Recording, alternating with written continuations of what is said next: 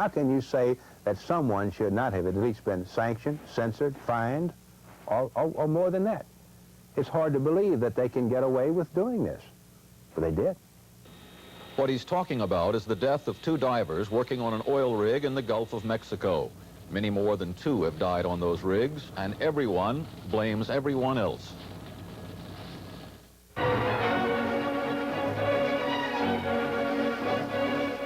Woodrow Wilson High School, Washington, D.C.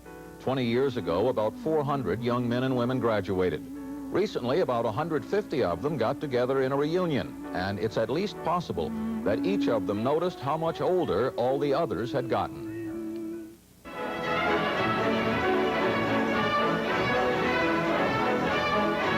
It's only another woman who can't have children that can completely understand the position that I'm in. To be infertile, I think, is the hardest thing to accept, because it's like saying you're not complete. In recent years, science has made amazing strides to overcome infertility, much of it based on research done in the cattle industry. But no one has yet overcome the legal and moral problems. Science has always been able to go faster than law and ethics could, and that has always caused us problems. The reason was explained by the British scientist Magnus Pyke. He said, "Science is neutral. It allows us to achieve all the technical triumphs, but it gives us no guidance on how best to use these marvels." The other half of the problem is that those who could give us guidance only rarely agree, and of such problems are reports made. Ours begin in a moment.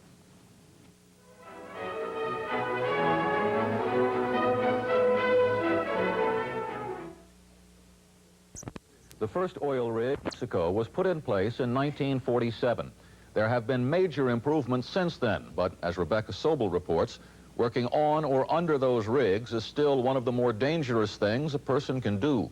She knows that because workers told her. I was burned over 90% of my body, deep 2nd and 3rd degree burns. And I've been through so many different operations, I have no idea how many there were. 10 minutes of someone's time could have prevented my accident. Companies are ruled by the bottom line of the balance sheet. When they're ruled by that factor, safety will be a secondary. These are the oil rigs, strung out like prehistoric birds in the Gulf of Mexico. These men, 80,000 of them, work the rigs. What they do is more dangerous than coal mining, more dangerous than almost any other work. They wrestle with equipment that can kill in an instant, tear off an arm, a leg, or both. Divers working below the rig can be killed by the bends. The Coast Guard enforces only a few safety standards for rigs 3 miles offshore. Mostly, workers must rely on the oil companies and their voluntary safety standards. Michael St. Martin, a lawyer, handles offshore accident cases. The basic oil company and service company attitude toward personnel in this economy, in this oil industry, is that human beings are expendables. They're like pieces of iron. If you break one, throw it away, get another one. Lloyd Ottoman, president of Shell Oil Offshore. I know of not one single management of any company that isn't trying to do a very good job in safety. Now, that doesn't say that some do better than others, doesn't say that some don't have room for improvement. Attorney Bill Hunter disagrees. But if they were doing their job, why do we have such a high accident rate? Why do we have such tremendous injuries and deaths existing today? Morgan City, Louisiana. This is where laid-off auto workers, unemployed steel workers, the skilled, the unskilled, come to find jobs. The jobs offshore are non-union, but in this economy, that doesn't matter. It's work, and it pays. Red had gone over his proper decompression time, so that he was brought up too rapidly and developed decompression sickness while he was being decompressed. They had no one on board that was medically trained, and so he was being taken care of in an emergency situation involving his health and welfare by someone who was a technician in diving. His mental capacity has been reduced by 50%. He can walk with crutches, but then only a short distance. He does not have free mobility. He is a shell of what he was before the accident. Red, there are people who say what happened to Red Wallace could never happen again. It was just a fluke. That's not true either, because it happens every day when someone tries to save a few dollars rather than caring about the men's lives. Rig workers and divers say offshore accidents could be reduced significantly if the Coast Guard had strict regulations and properly trained men to enforce them. But the typical Coast Guardsman that is sent down here to southern Louisiana is not from southern Louisiana. He doesn't know the regulations that he's supposed to be enforcing as to industry. He can walk onto a drilling voyage and there can be 200 violations staring him in the face, and because he doesn't understand the industry, he doesn't understand the machinery, he doesn't see the violations, plain and simple. Rear Admiral Clyde Lusk of the Coast Guard. Those chaps have been through a 3-month indoctrination school at Yorktown. They've been through a month indoctrination school in Lafayette, where they were taught during that month only the principles of drilling. They've spent approximately 2 weeks on drilling rigs. They've had an apprenticeship program, and they are, in our opinion, rather well qualified. The Coast Guard is not equipped, in my opinion, to regulate. They don't have the background or the training or the money to do an effective enforcement job in the Gulf of Mexico. We have not yet reached the point where we're inspecting every rig every year, but we have reached the point where we're inspecting in excess of 80% of the manned rigs every year. But those inspections are announced. Fewer than 1% are surprise inspections, and the Coast Guard makes no inspections of underwater diving installations. That is, until after someone's killed or seriously injured. Then they investigate. Workers say that's another reason their death rate is so high. No one is really policing the industry. Jim Little was a diver. He can never dive again. He has irreversible central nervous system damage because of a dive he made for Martech International in 1977. He was on a deep dive to 500 feet. The company was using an experimental diving table that had not been properly tested for that depth. I now know that the diving decompression tables were experimental in nature because they had not been tested in any way with living things, not even a rat. And further, they were negligent in leading me to believe my bottom guides in a plane. During Akana's and Gatula's last dive, there were communications problems with the diving supervisor. Joe Waits was the lawyer for Mrs. Akana. What we're getting into now is a series of tragedies. You've got the pure helium going into the bell. You have improper communication because the men can't communicate with the motor engaged on the rig. You've got the backup divers who can't come to the rescue. And then, to top it all off, when you're down at the depth that these divers were, you have to bring them up gradually so as to avoid the bends. But whoever was on top bringing them up apparently panicked also and brought them up rapidly. The dive controller is directly responsible for the deaths of Roger Gatula and Paul Akana. He jerked the bell to the surface from 170 feet, causing them to embolize. That is the same thing as shaking a Coca-Cola and taking the top off. He didn't have to do that, but he did it, and it was an extremely irresponsible thing to do. Without having been personally involved in the case, it certainly looks from the file as though we completed the process in our usual fashion, and I have confidence in that usual fashion. How can you say that pure helium being given to divers, this tragedy of errors, how can you say that someone should not have at least been sanctioned, censored, fined, or more than that? It's hard to believe that they can get away with doing this, but they did. One Coast Guard commander wanted the case reopened, but he was overruled. No negligence was found. The Santa Fe Diving Company, which conducted the dive, refused to be interviewed by NBC News. There's a statement that in the diving industry that is kind of strictly adhered to by divers. That is, you're only as good as your last dive. Roger and Paul have nothing else to prove. They're dead. And my point is they were better than their last dive. Roger and Paul are dead. And it didn't have to be. The President's task force is reviewing federal diving regulations, and that usually, but not necessarily, means that the regulations will be weakened. At the same time, the Coast Guard says it is developing safety standards, and they will be ready sometime soon. In short, we haven't the foggiest notion what, if anything, will be done to change safety standards for offshore oil rig workers and divers. I really like her smile. It's kind of sexy. Tina's the greatest. I love her a lot. We asked Tina and Cliff what they loved most about each other and close-up with fluoride. I care what Cliff thinks about me. Her smile makes her as good-looking as she is. Her teeth... World, most of us like to get together with family and friends, and we somehow want to keep up with people we once knew, those we shared something with, like a high school class from 20 years ago. Erudite seniors explore Latin 5. Now, if you can get Latin 1 in many schools across this country today. If everybody had a nose across the USA. A few people from the class of '63 got their classmates together. Time out, Nicole. Come on over, baby. Whole lot of shaking going on. There was a lot of school spirit at that time, and the students... That's a hot, hot, hot, hot. When the bed stops.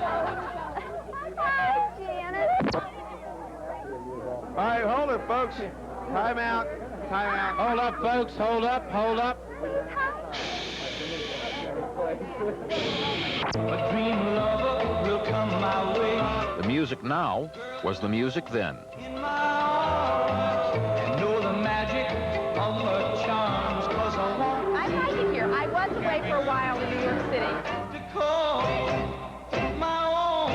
I want a dream lover, so I don't have to dream alone.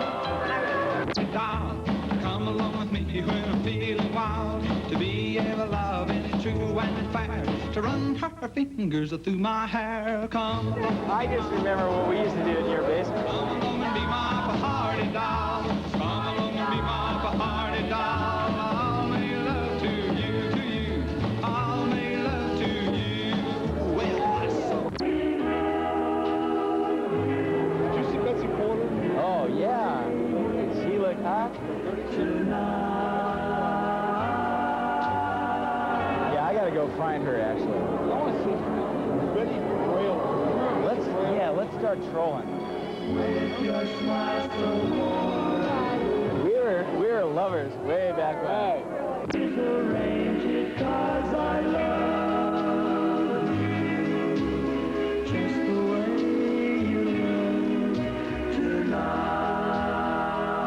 Thank you.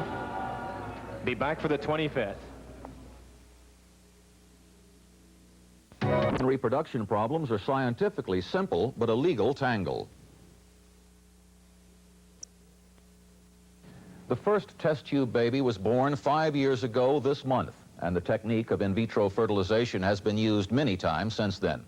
Producer-reporter Bill Brown says it is only one of many techniques that could be used to overcome problems of human infertility. But we will also have to deal with problems of law. The beginning of the process of birth. A human egg surrounded by sperm cells. One cell will fertilize the egg before a protective wall forms, preventing any other sperm from entering. The fertilized egg divides again and again, beginning a process that will take 9 months. But 1 of every 6 American couples cannot have children, and many of them are looking for ways to overcome that infertility. To be infertile, I think, is the hardest thing to accept, because it's like saying you're not complete. You're not a complete woman. It's only another woman who can't have children that can completely understand the position that I'm in. Adoption used to be the only acceptable way to have a child. Now there are new opportunities, many of which have been adapted from the cattle industry. I think the techniques that we use in the animal industry very definitely should be used and can be used with human techniques and applied to human problems. Why shouldn't we use animals now to perfect reproductive techniques? I think it's a great corollary. Mike Malloy owns a cattle breeding company in Lexington, Kentucky. It's named Achilles after his 14-year-old prize stud bull. Achilles has sired 60,000 cattle on his own. His job is to produce semen, and to produce semen, and to produce semen. And that's what we sell. Our business is semen sales. And therefore, you know, that's his job. That's all he's asked to do. That's all he does. And he loves his work. During the period that I've owned him, he's generated about $700,000. He's never bred a cow naturally? Never bred a cow naturally. He's got 60,000 progeny. 60,000 progeny, and of course that's part of the miracle of modern technology, and it works. And with artificial insemination and the ability to collect it and freeze it and keep it forever, frozen in liquid nitrogen, then the bloodlines and progeny of a bull like Achilles and all the other bulls as well, but the bull like Achilles can live on forever as long as the semen that we have collected is stored and kept. We have semen there on some bulls that have been dead for 8 years. We can take that out, thaw it out, put it into a cow, and she can have a live calf. There are 11 million dairy cows in the United States. 60% of them have been bred by artificial insemination. And there's another reproductive technique called embryo transfer. Fertile eggs are taken from a prize cow and placed in the womb of a less valuable cow, improving the breed. There will probably be 30 to 40,000 pregnancies established by these procedures in cattle in North America in 1983. Dr. George Seidel at Colorado State University has helped perfect the technique of freezing cattle embryos. Embryos have been frozen and thawed and produced young that have been stored 6 or 7 years. There will be no problem storing them for centuries. In fact, our best guess is that there will be no problem for several millennia. This cow was artificially inseminated 1 week ago. She had been given drugs to make her produce more eggs than normal. More eggs mean more embryos. More embryos mean more cattle. The embryos are taken from her womb. The same procedure is now being done with humans. The embryos are examined and prepared for freezing. Frozen bovine embryos are shipped all over the world to improve milking herds. We've found a total of 4 embryos now. There are 3 explanted blastocysts and 1 type morula, which makes them excellent quality embryos for freezing. This year, 300,000 embryos will be transferred from donor cows to surrogate cows. To increase production, some animal laboratories are cloning the embryos, splitting the embryos in 2 to create twins. A small blade cuts through the tiny embryo.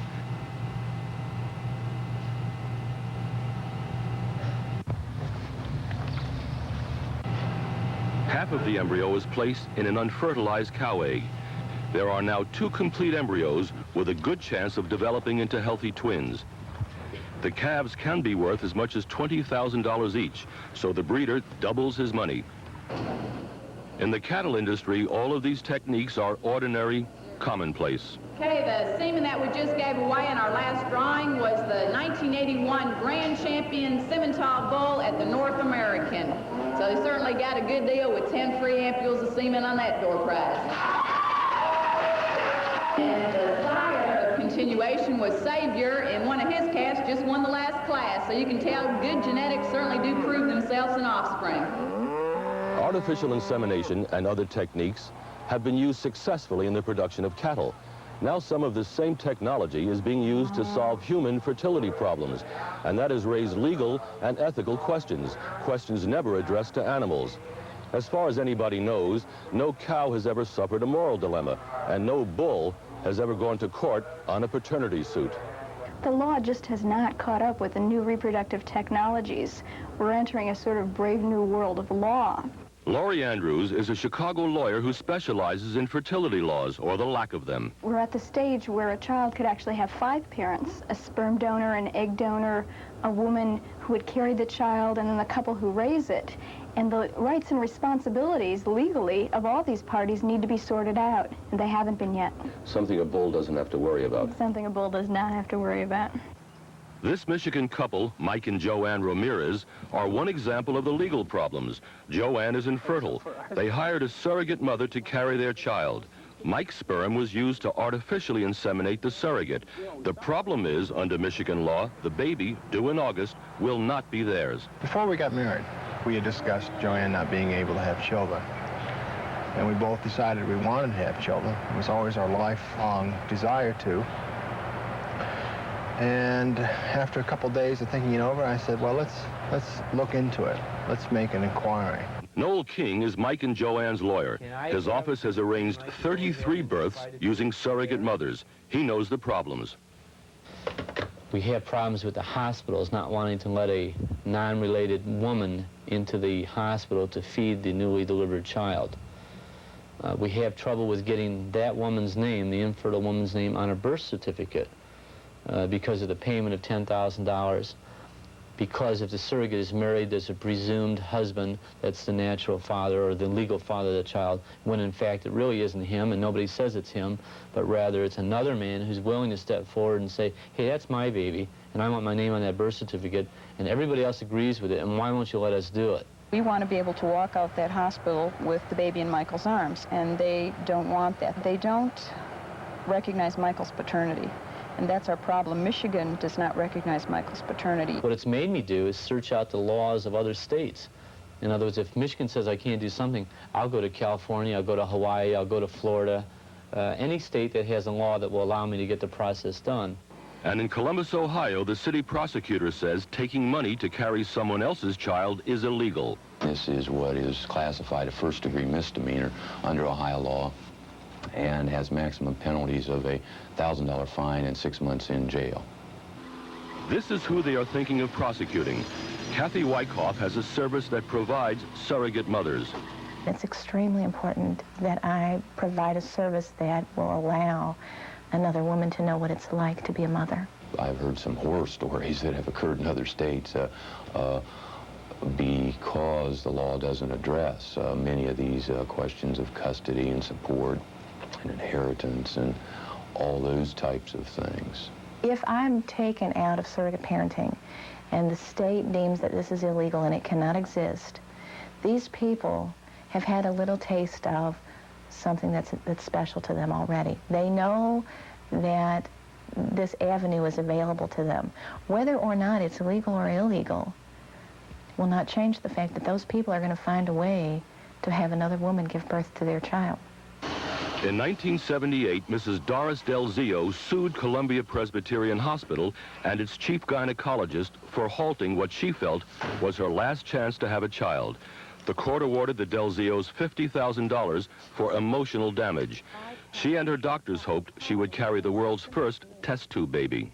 And that's when he asked me if I had ever heard of in vitro fertilization. And I said no. And then he proceeded to tell me about the procedure that they were doing in animals at that time. And up until that time, it had not been done in humans. But I have a great faith in medicine, and I believe that, you know, something as wonderful as this is going to work in animals, it's going to work in humans also. So I was all happy and agreed to try this procedure. But it did not work.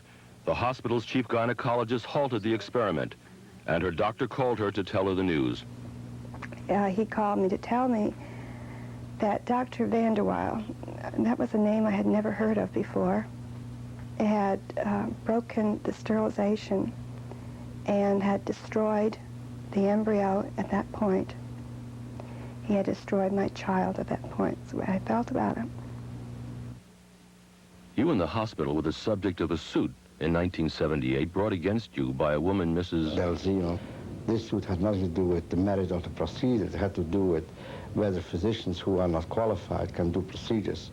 for which they don't have the skill. Dr. Vanderweel is now co-director of the fertility clinic at the same hospital.